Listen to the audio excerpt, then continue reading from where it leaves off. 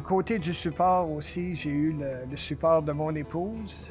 Puis j'ai 2 garçons, mes 2 garçons, mes brus, même mes petits-enfants.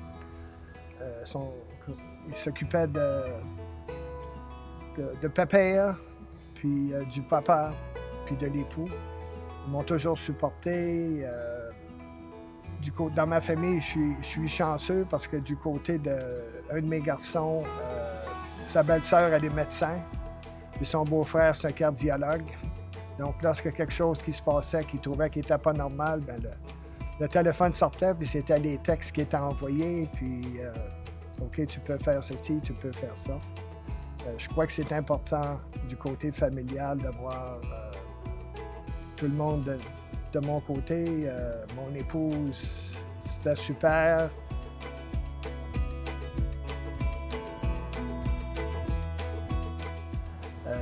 J'ai fait quelques changements dans ma diète.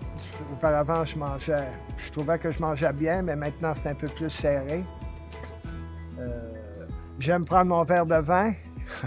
Puis les médecins m'ont dit, continue à prendre ton vin sans excès. Je suis capable de faire face à mes émotions. Je surveille Moi, j'ai toujours été une personne aussi agressive. Fait que je surveille mes moods, comme on dit. Si je vois de quoi qui va me mettre dans un dilemme de réaction agressive, ben, j'essaie de me l'éloigner. C'est le même que je fonctionne. Tu essaies de te trouver des activités. Comme parfois, là, juste pour me détendre, mes petits-enfants m'avaient acheté un livre à colorier. Fait que le samedi matin, je suis devant la télévision, j'écoute les nouvelles, j'ai mon café, puis mon livre à colorier. Puis, c'est de même que je me détends. Je fais des sudoku, je fais beaucoup de lecture. La télévision, ben, j'en surveille, mais plutôt des programmes de comédie ou des sports. J'ai seulement eu un stent. Peut-être que je n'aurai d'autres, mais mon but, je ne vais pas me laisser avoir. Puis, l'important, je faisais de l'exercice lorsque ça m'est arrivé. Je continuais à faire de l'exercice. Peut-être que ma diète est rendue beaucoup plus stricte qu'elle était auparavant, malgré qu'il faut se gâter. De temps en temps, il faut profiter des choses, même si ce n'est pas toujours de la bonne nourriture, mais ça paraît bon, puis on va pour. Il faut continuer à se battre, puis il ne faut pas se laisser abattre.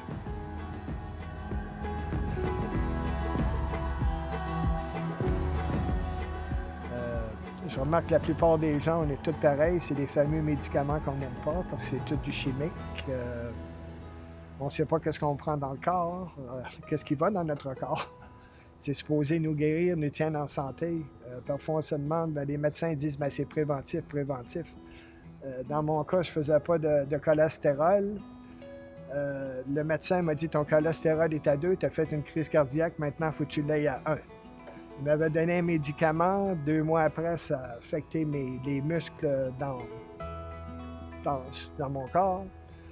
Puis là, ils ont pensé, ils ont vérifié mon cholestérol. Là, il était rendu à 0,8. Là, ils ont paniqué. Ils ont dit, ça te prend du gras. J'ai dit, vous me donnez une pilule pour pas que j'aie de cholestérol.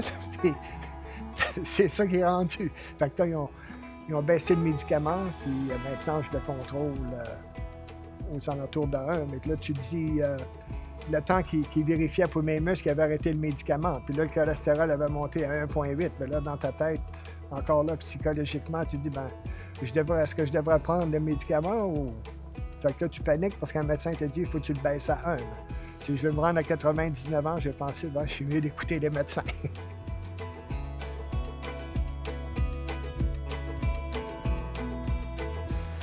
J'essaie de venir, d'aller au CEPS 3 à 4 fois par semaine, faire des exercices. Encore là, ils m'ont dit que je me poussais trop, j'étais censé en faire tant, puis je faisais des 90 minutes de cardiologie, 90 minutes de cardio.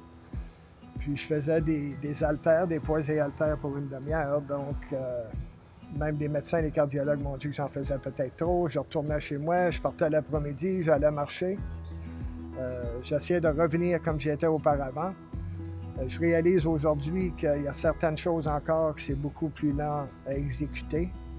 Je crois que psychologiquement, si tu pouvais fonctionner avant cet incident, que tu continues à faire les mêmes choses que tu faisais, que tu t'arrêtes pas, j'ai fait une crise cardiaque, je peux pas faire telle chose, tu continues à les faire, puis ton corps va te laisser savoir, ben non, tu peux pas faire ces choses-là. Ben, l'important, je crois que ce que tu faisais dans le passé, tu continues à le faire. Il ne faut pas que tu aies de crainte. D'après les cardiologues, c'est ça qu'ils m'ont dit. Tu t'arrêtes pas, tu continues à faire ce que tu faisais. Ton corps va te laisser savoir s'il y a quelque chose qui ne va pas. C'est ça ma décision. Puis je crois que c'est ça l'importance. Il faut continuer à faire des choses qu'on faisait auparavant, peut-être pas aussi vite. Puis si je parlais de ça avec de mes amis, la maladie cardiaque, ben, je leur dirais, regarde, on passe tout à travers ça. Il faut prendre ça de jour en jour. À tous les jours, on va avoir des pensées, ben, qu'est-ce qui va m'arriver, qu'est-ce qui peut se passer. Moi, j'y pense même plus aujourd'hui, qu'est-ce qui peut se passer, j'exécute. Puis encore, je le répète, s'il y a de quoi qui arrive, ça arrive. Tu continues à vivre ta vie, puis faire les choses que tu veux faire. Même après qu'ils m'ont mis le stent 3 mois, moi j'étais prêt à partir pour une croisière de la Méditerranée, puis là ma femme est obligée de me retenir. J'ai pensé, ben, si c'est grave mon affaire, je vais faire ce que je veux faire. Là, on a fait plusieurs croisières, j'aurais aimé en faire d'autres, c'est surtout celle-là que je planifie. Peut-être l'hiver qui s'en vient, ça sera une différente histoire.